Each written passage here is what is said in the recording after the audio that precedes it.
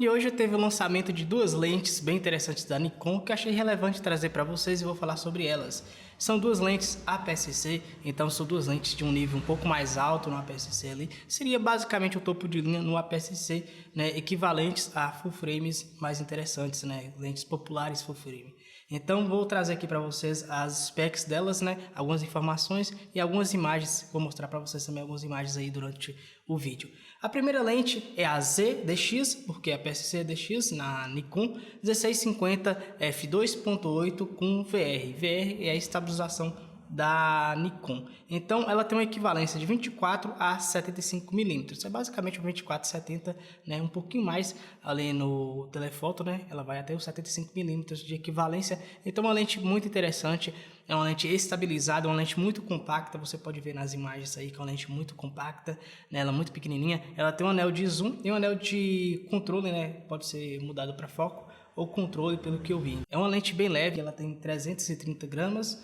Então, bem interessante aí o peso, muito reduzido em comparação a lentes 2470, né? A própria Nikon tem a 2470, que provavelmente deve ser a melhor 2470 do momento, né? Que é 2.8, a versão 2, é uma lente com zoom interno, é bem interessante ali, é basicamente a mesma qualidade anterior, só que com mais recursos, né? Então, um deles é o zoom interno, é uma lente bem interessante, é uma lente que pesa por volta de 800 gramas, então é bem interessante ali nesse aspecto. E essa lente aqui é 330, muito mais leve, né, em comparação com outras 2470 e 900 gramas. Então essa daqui por 330 é muito interessante, né? Ela tem um motor STM, né? Então um motor STM aí é bem silencioso, bem rápido para essa situação e funciona muito bem. E ela tem uma distância de foco aqui de 15 centímetros quando está no grande angular, né? Nos 16 milímetros ela tem uma distância mínima de foco de 15 centímetros, isso é muito próximo, né?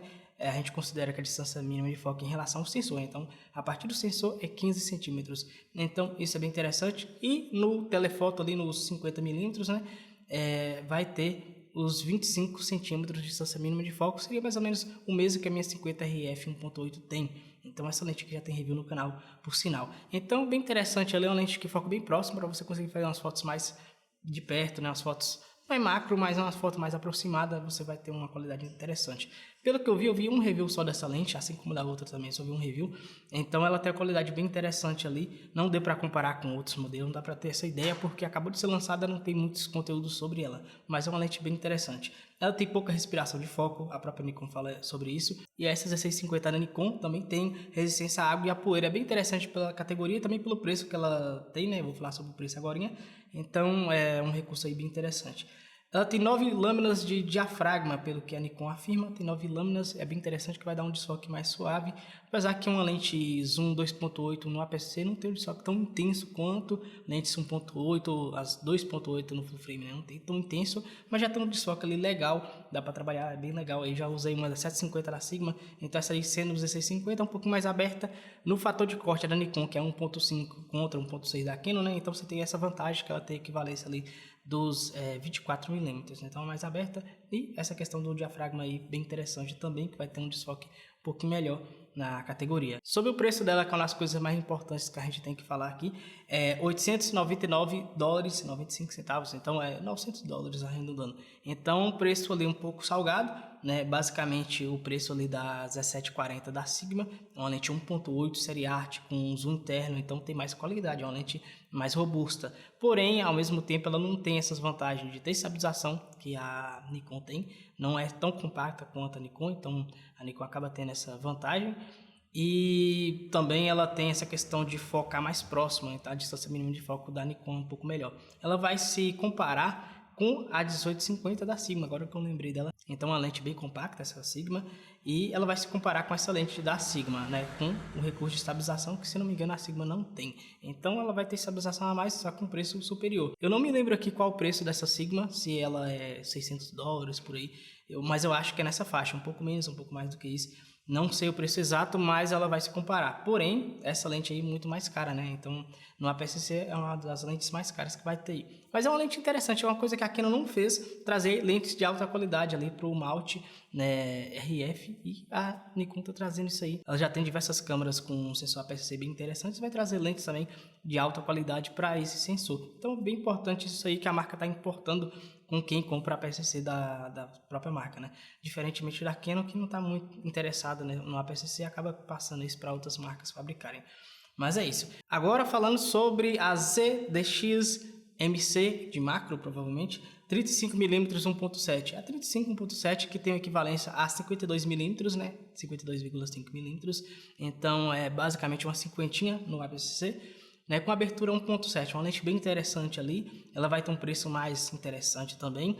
E é uma lente com uma qualidade muito legal. Eu achei bem impressionante essa primeira característica dela. Ela tem uma ampliação de 0.67 vezes, né? Então ela tem uma ampliação maior do que as 35 1.8 da Canon, da 24 1.8, essas lentes que já tem macro, da 85 da 85 f2, né, que eu tenho aqui. Sumiu agora, mas enfim, ela tem uma ampliação melhor, então para quem quer fotografar macro é legal. E ela tem uma equivalência, né, se você considerar o fator de corte, a APS-C, né, em relação ao full frame, ela vai ter como se fosse uma 52mm com 1:1 de macro, né? Então ela vai ter um macro bem interessante, ela vai ter uma equivalência ali, né? Se você considerar o fator de corte, é como se fosse uma 50 1:1, né? Com macro 1:1, que é um macro verdadeiro, né? Que a cada centímetro, por exemplo, que você está fotografando um objeto de 1 centímetro, ela vai reproduzir exatamente esse 1 centímetro, né? É claro que ela tem ampliação um pouco menor, não de uma vez, né? Ela tem ampliação 0.67, mas tem o fator de corte que acaba tendo essa equivalência aí. Se você multiplicar 0.67 vezes 1.5, vai dar mais ou menos 1, né? Arredondando aí, fica 1 1:1, né? Ou seja, uma vez de ampliação em relação ao tamanho normal. Então, bem interessante. O peso dessa lente aqui é 220 gramas, então um peso bem interessante. A distância mínima de foco é 16 centímetros, né? Então 16 em relação ao sensor, então é muito próximo, ela, se não me engano é 7 centímetros em relação à lente, é muito próximo. Então se você colocar o parasol que já vem com ela, fica até mais difícil ainda de você conseguir fotografar. Então dependendo da luz, do que você está fotografando, é um pouco mais complicado de tão próximo que ela fica. Bem interessante isso aí, né? Já falei sobre o peso, né, que é 220 gramas, então é um peso bem interessante, é uma lente muito leve. Ela não expande, né? Ou seja, quando você está focando, ela não expande os elementos óticos, ela não expande para frente. Então o foco dela é interno, completamente interno, isso aí é bem interessante. Ela tem um motor STM, assim como a outra que eu falei também, pouca respiração de foco, uma característica dessas duas lentes. O anel de foco dela só tem um anel só. O anel de foco serve como anel de controle também. Você pode configurar isso no menu da câmera, já que ela não tem nenhum interruptor.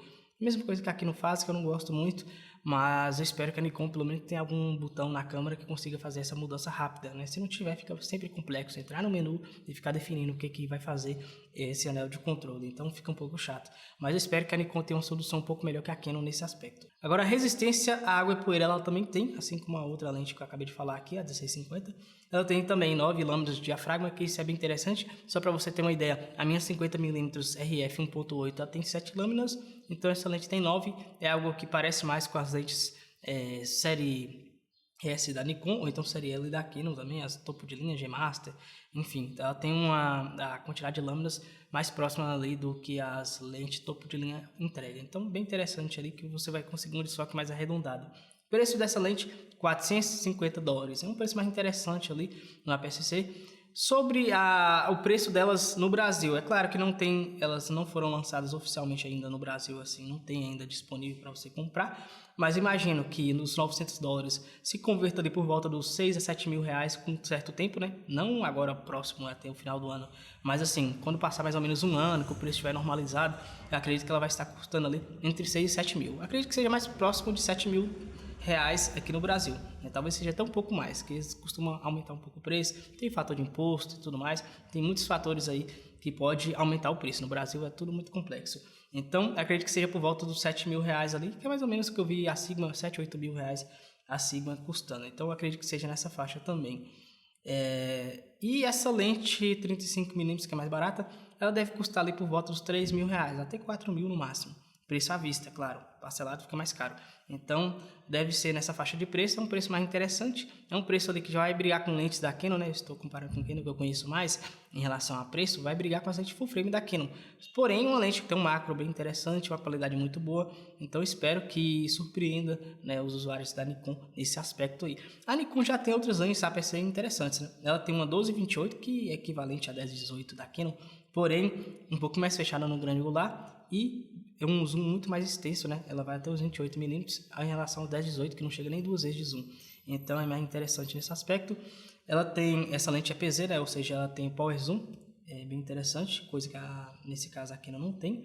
Ela tem também as lentes equivalentes à Canon, a 1650, a 18-140, a 55-250. São lentes ali comuns, né? Que toda marca lança, as lentes de kit. E tem uma 24mm 1.7, então ela tem uma lente a mais dessas lentes comuns, né? Além de que essa 12-28 é uma lente PZ, que já é um pouco anormal, ela tem também a lente 24.7, que é uma lente bem interessante. Está trazendo agora essas duas, a 1650 e a 35 1.7. Então são lentes bem interessantes aí que a Nikon acaba de trazer. Acho bem legal para usuários da Nikon. É um pouco mais caro do que as concorrentes, né? Como eu falei, essa 1650 vai equiparar com a Sigma, só que é uma lente nativa da Nikon, vai ter algumas vantagens. Eu não sei se essa Sigma já foi disponibilizada para a Nikon ainda. Eu sei que a Nikon normalmente está bloqueando um pouco ali os lançamentos dessas marcas de terceiros. Demora um pouco chegar até ela, porém eu espero que esteja disponível. Então vai ter uma concorrência ali um pouco desleal em relação à abertura, que a Sigma acaba ganhando, mas ela oferece 10mm a mais na lente mais fechada, né? E 1mm a mais, né, mais aberta. Então, pequena vantagem em relação ao zoom, oferece estabilização, uma lente mais leve, né, uma lente mais compacta. Então, né, para quem quer uma lente nativa da Nikon, é interessante. Eu particularmente acho que eu olharia mais para Sigma nesse aspecto, mas não deixa de ser interessante porque tem estabilização, tem alguns recursos bem legais aí para quem trabalha, né? A qualidade parece muito boa pelo que eu vi nas fotos. E essa 35 1.7 eu achei ainda mais interessante, que é equivalente a 50, é 1.8 full frame.